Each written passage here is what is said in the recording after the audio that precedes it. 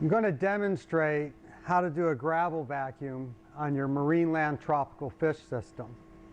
It's important that you perform a gravel vacuum on a regular basis to remove any debris, uneaten food, or fish waste. I'm using a fairly standard gravel vacuum that's connected to a filter sock. You want to start by opening the lower access panel, removing it, and setting it to the side.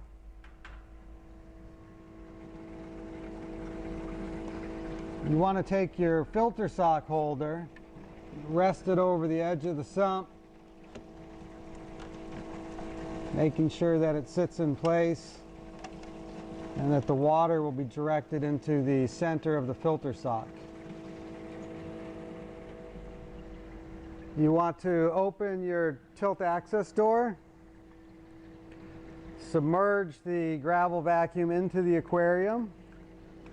At this point, you'll just give it a few shakes to get the siphon started. You'll see the siphon start. And then you want to vacuum your gravel starting from one side,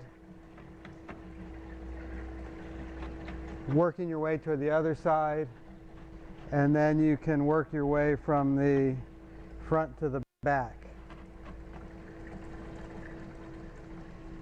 As you're performing your gravel vacuum, you'll notice that your filter sock will get dirty and become clogged.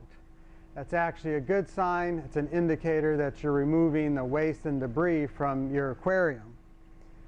You probably want to keep a few of these on hand and change them out as you go. When you're done, clean these and let them dry for the next use.